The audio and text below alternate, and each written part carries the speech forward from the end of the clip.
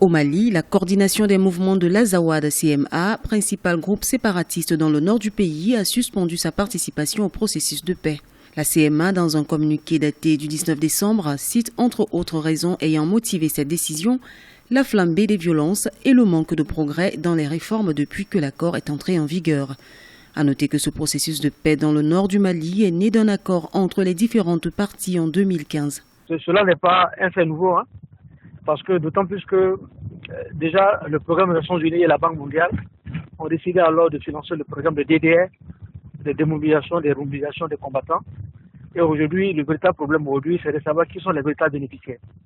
Apparemment, la CMA s'inquiète du fait qu'il y a beaucoup de groupes armés qui n'ont pas participé au combat et qui ne sont même pas les protagonistes de ce conflit-là, qui risquent vraiment d'être des bénéficiaires de tous ces programmes de réinsertion que les Nations Unies mettent à la disposition du Mali. La coordination des mouvements de l'Azawad affirme ne plus vouloir assister au comité de suivi de l'accord et à ses différents sous-comités. Dans le communiqué rendu public, la coordination accuse le gouvernement d'être à l'origine de la multiplication des groupes armés qui ralentit la mise en œuvre de l'accord dans cette partie du pays. Il est aussi reproché aux autorités maliennes d'avoir procédé aux réformes institutionnelles sur les autorités intérimaires de façon unilatérale. C'est un blocage dans le processus de paix en termes de conséquences en tant que tel, parce que sur le les accords d'Alger, il n'y a pas d'évolution réelle depuis quasiment 2013 jusqu'à aujourd'hui, quand on regarde les 2 années, 3 années d'estagnation.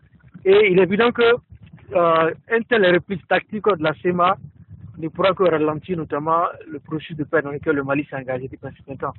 Aujourd'hui, vous avez les municipales qui n'ont pas été organisées dans certaines zones du Nord. Parce qu'en réalité, on suppose que les réfugiés ne sont pas de retour. À côté de ce retrait de la coordination des mouvements de l'Azawad du processus de paix, le gouvernement fait face à plusieurs enjeux nationaux. La question de la sécurité est primordiale, surtout pour la tenue du 27e sommet Afrique-France qui se prépare pour le mois de janvier 2017.